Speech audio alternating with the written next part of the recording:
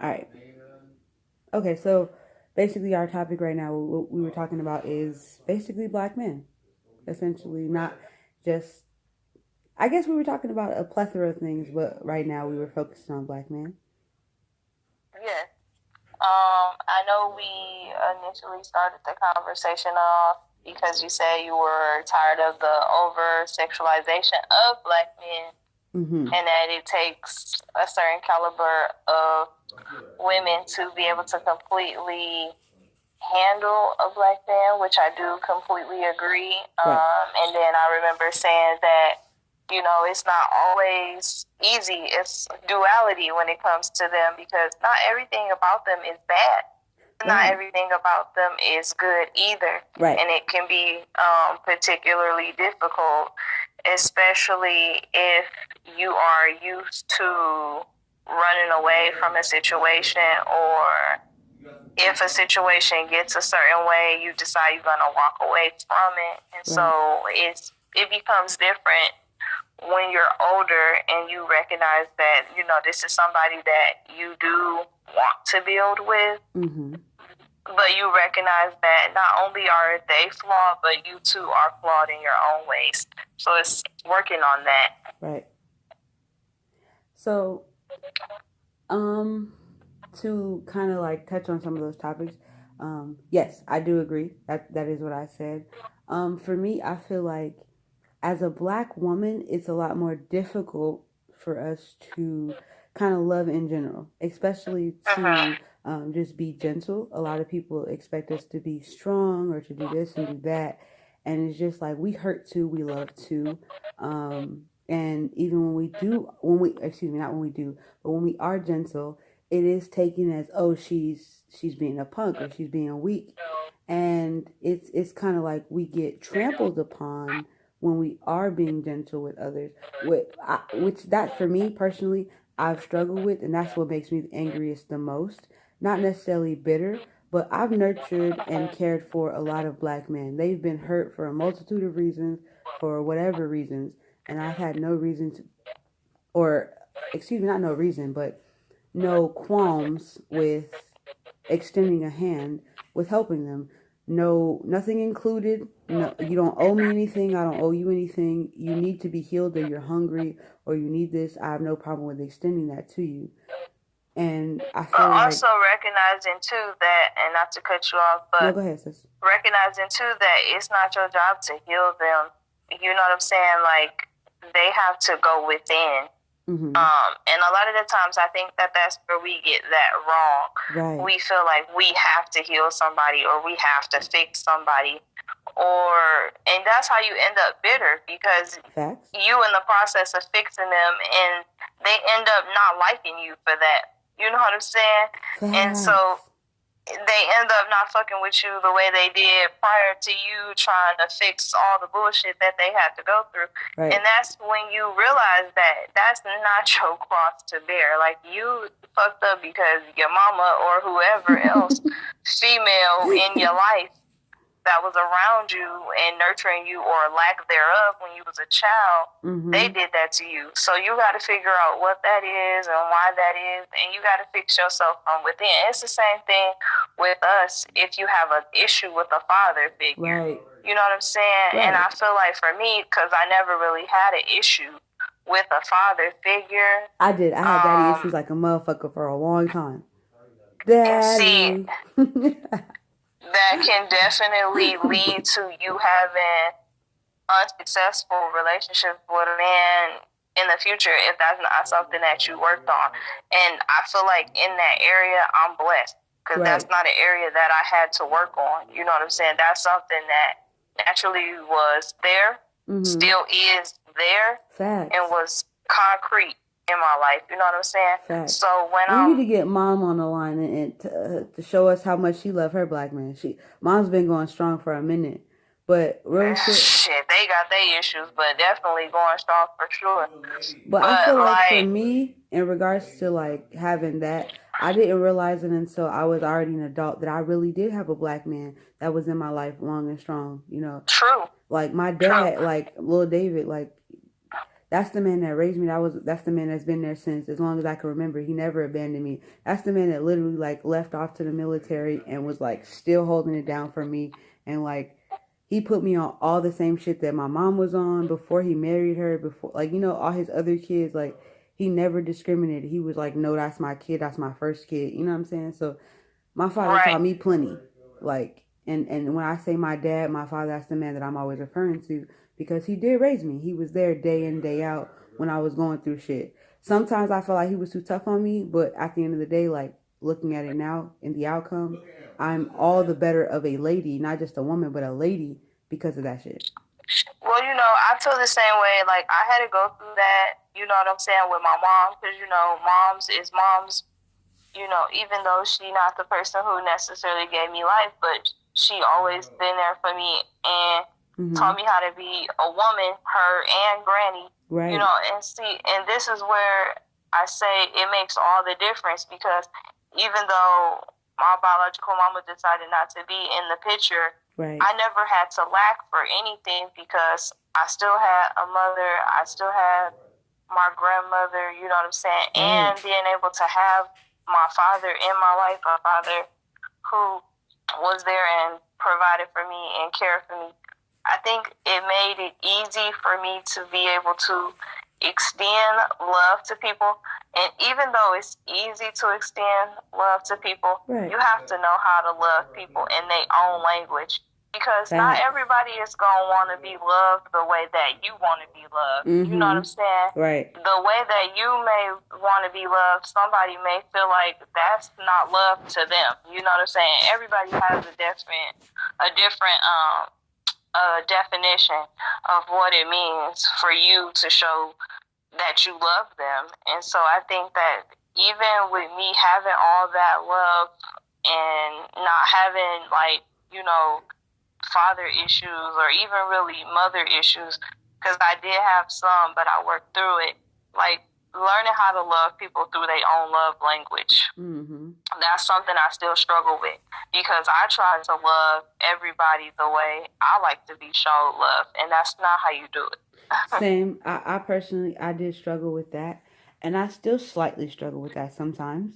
That I feel like, well, I've already given all that I can emotionally, and somebody's requiring me a little bit more, and I feel like it's draining me. And it's like, I know that you feel like I didn't do everything that you wanted me to do, but I really gave all that I gave you the very best effort that I possibly could. And I wish I could give you more, but this is all that I possibly have, and I'm sorry that it isn't more. But at the same time, like, I'm not gonna be sorry that this is all that I can give you because and that's when you have to look at the different love languages. You know what I'm saying? Does this person accept love through like words of affirmation? Does this person want to be told how you feel about them like all the time? Because I know that that's the kind of person I am. That's how I accept love. It's basically through people telling me like, oh, you know, I love you, or proving it to me, showing it to me. I have to see it through your actions. Yeah, you don't have to necessarily. I'm the same way. You don't have to like. You don't have to literally buy me gifts. But as long as you tell me every day, I love you so much. You're so like. You don't even have to mean it. But just tell me I'm fucking pretty. It's not even necessarily that they saying it. Because for me, you have to show it as well. Like I need to be able to see concrete proof. I need to be able to feel it in my spirit, and yeah, you have to say it also. That's me, because my particular love language is words of affirmation and then acts of service. You know what I'm saying? But that's not everybody's love language.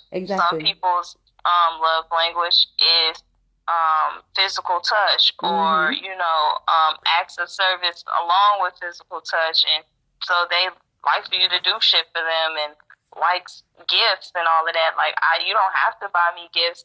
Gifts is cool, but I would much rather know, you know, how you feel about me. I would much rather like to talk through it. And everybody is different.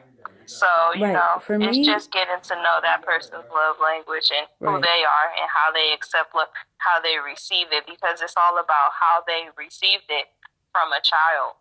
And then we have to realize, too, that not everybody was raised on love. Some people was raised on simply survival.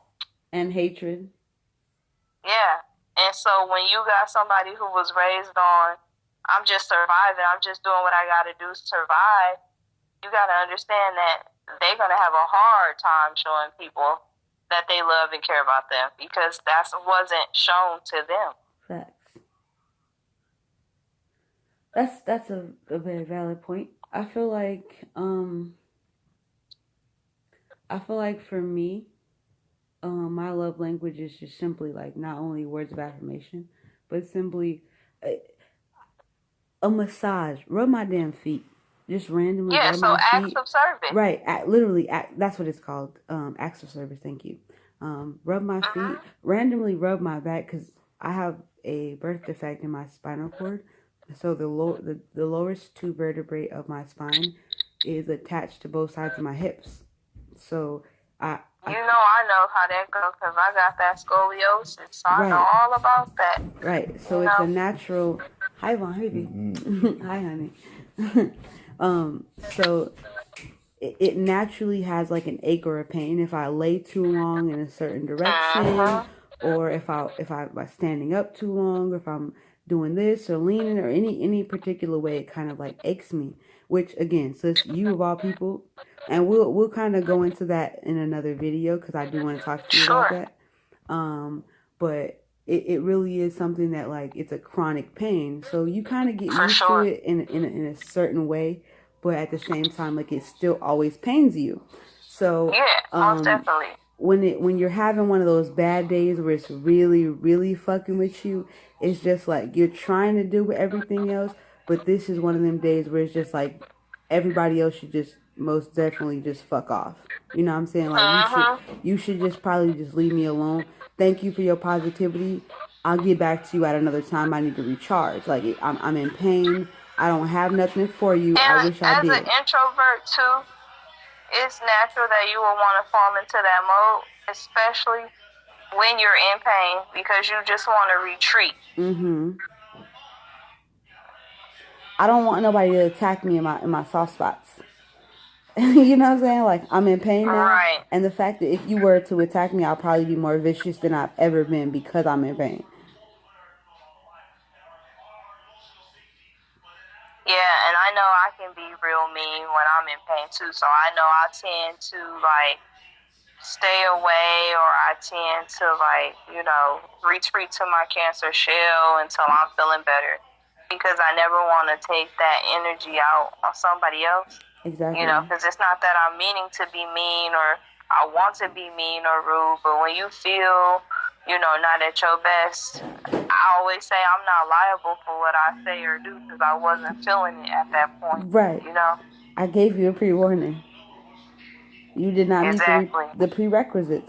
Hey, look, I said what I said, but I told you I wasn't there. I gave you a pre-warning, so. Which I am going to put at the beginning of the video. I don't even give people pre-warnings. I just simply don't answer my calls or don't respond to texts until I feel better. You know what I'm saying? Facts. I gotta recharge my social battery, and I'm not wrong for that. I'm not wrong for ignoring you for a day or two, or for getting myself together. I'm not about to sit here and share negative energy if that's what I'm feeling. Well, you can never, you can't pour from an empty cup. Your cup gotta be full first. Right. And once you have a full cup, then you can offer that love, that time, that space, that energy to others that you feel are in need, if you choose to, because you still don't have to, even when you are feeling charged up. Right. And I feel like that's where a lot of people get it misconstrued. People feel like they have to talk to folks or be dealing with folks. If you don't want to, you don't have to. And I feel like the worst thing you can do is pour from a dry place. Period. Because you never giving your best. Right. Half-assedness is I'm not saying like me, it's not the worst, I always like to give my absolute best. And so if I know that that's not what I'm capable of, then I'm going to leave you where you at. Facts. I just feel like I don't disagree with anything that you said. So I just feel like just all facts. In the audio is about to be 100% popping off right here.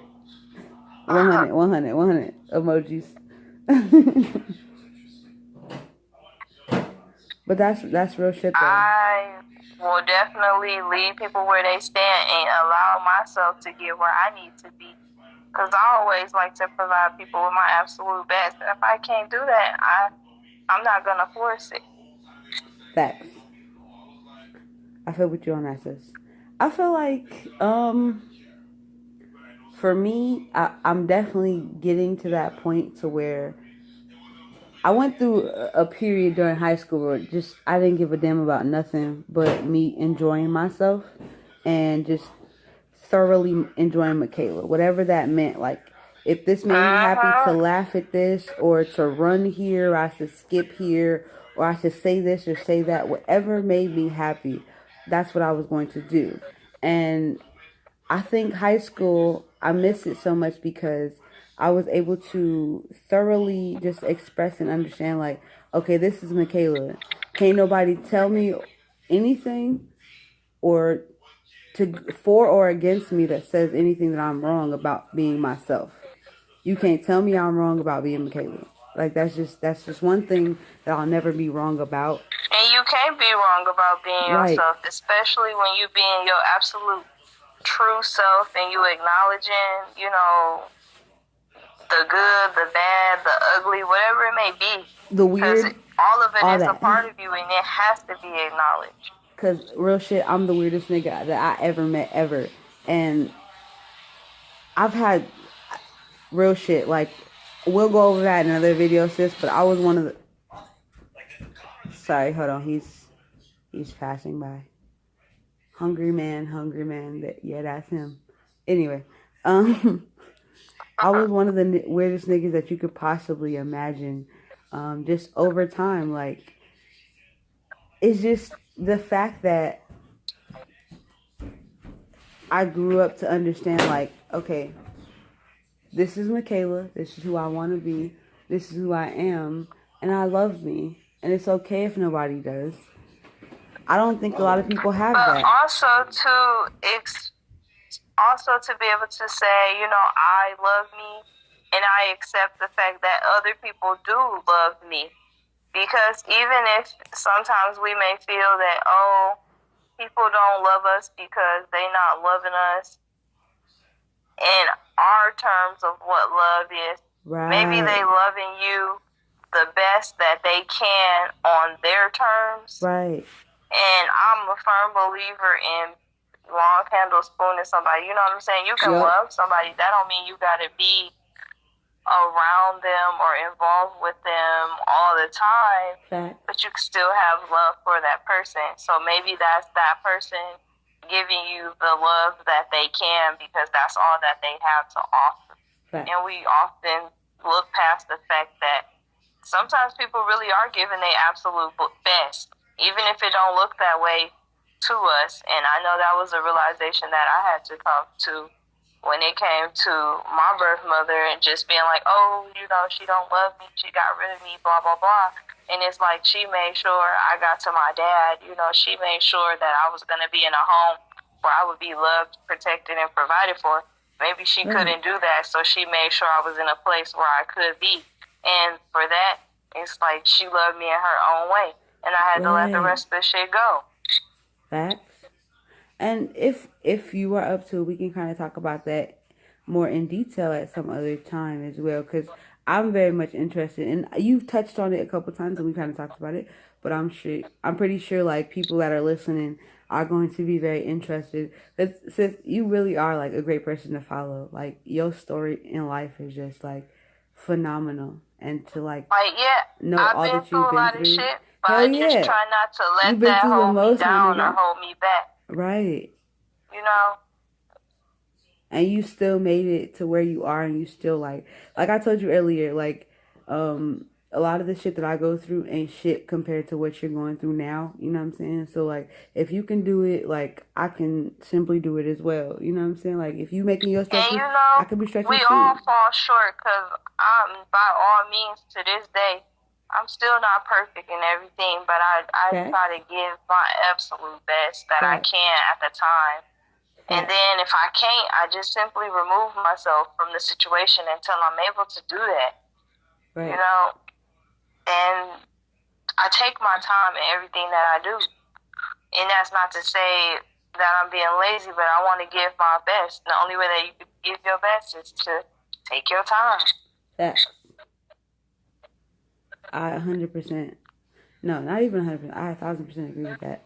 Because sometimes I feel like even though it's something that I'm good at, I need to take a little bit of time. Even with my YouTube channel, like a lot of my followers, like, Dan, we want more. We want more content from you. And it's like, it's not that I don't want to give more content. Sometimes it's just that I can't produce the very best of myself to give to them. And it's just like, I don't want to give half-ass, And this is people been waiting on me to do YouTube forever and a day. People was like, the hair tutorials, you should have been doing that. Show people how you got your hair to grow that long. Or show people how you get your hair to do that. And yeah, that is something that I want to do. I've started it. It's just hard. It's hard to keep up with. Something that was in the works. Because it's still in the works. Right. But it's a lot of difficulties. Right. And people don't get that. YouTube, it can be really hard. And especially if you don't have all the technologies and softwares that it takes for you to get where you need to go when it comes to YouTube. So for me, it's been something that I've been working on, but it's been very slow to start. And that's okay, because I know that eventually, once I do get it off the ground completely, it's going to be exactly what I want. I have other things that is in the works currently, and I'm taking my time on because I want it to be a certain way. So I haven't really started it, and I haven't really talked about it because I don't want to put that out into the universe yet, and it's not completely ready to go. Two individuals that's coming together, but y'all still two individuals, and it's you learning that person and that person learning you. And because we are ever evolving, it's always us learning a new version of each other, Facts. Also, I fucks with you tough. And you be always on that white shit, my nigga. I be trying. You be vibrating high as fuck. You don't be trying, you be succeeding. You be vibrating on such high energy levels, and we need it. Like, continue to lead the pack. You're doing a phenomenal job, sis. I appreciate it for sure. Like, that's goals in life. If I'm ever on some negative shit, I just be encouraging, like, hey, stop me, because we are human and shit happen. If you see I'm on some stupid shit, stop me. Hold on, I try not to be unless I'm being humorous, because my humor is petty, but outside of that, same energy. I'll be weak at everything. Outside of that, like, I'm trying to stay, that is a disclaimer. On an up positive note. That is a disclaimer I feel like I need to give people. Like, our humor is on a whole nother level. It's petty. That's on a different level. I'm gonna laugh. I'm going to laugh. I'm gonna laugh. Facts. I'm going to get my 7 chuckles in. That don't matter who you is or what time it is. I'm going to get my 7 chuckles in within that 24 hours. I'm definitely goofy. So, I laugh and find humor in everything and anything. So if you can't find laughter is the best medicine too. So you gotta be able to laugh. But I'm always there and willing to, lend a helping hand or I can empathize be a positive and sympathize. ear to listen to a situation and, insert some sense if some sense need to be inserted. Or sometimes people just need you to listen. I'm just here to hear it out. Facts. And it's all about that healthy balance. I try to be that for everybody because I realize it's not a lot of that everybody has somebody like that, so I try to be that. But I know that I can't spread myself too thin, too. So at the same time, it's like, yeah, I can be all of that and plus some. But if I feel like I need to cut it off or pull back on it to get myself together, then that's what I got to do. Facts. And that's okay. That's fine. It's all about finding healthy balance. I feel like you do a phenomenal job at that, sis. Well, I appreciate that deeply, 100%. I just always want to be able to lead the younger folks because they the future. You know what I'm saying? Y'all For gotta real. have that love and that guidance and be led so that, you know, eventually y'all gotta take over the shit. Led properly though, So not just led, but led properly. Because I feel like a lot of exactly. people have not been. And They've see, been led, but I ain't not never been properly. one to want to lead somebody astray. I want Facts. everybody. I love to see people doing good. I love to see people doing well, and I want to make sure that people be doing the right shit. I hate to see people out here on the wrong path doing shit that don't serve them. I want And you people to know, be happy, so they'll I leave had me to the hell learn that in alone. a lot of ways too. And I think that that's where I'm being broken down in this system because I was in a field that I was not supposed to be in. You know what I'm saying? Financial services was not the wave I was on. Same. And don't get me wrong, I had to be in that path to learn a lot of things and get my knowledge up. But I'm supposed to be here to help people. That's my path.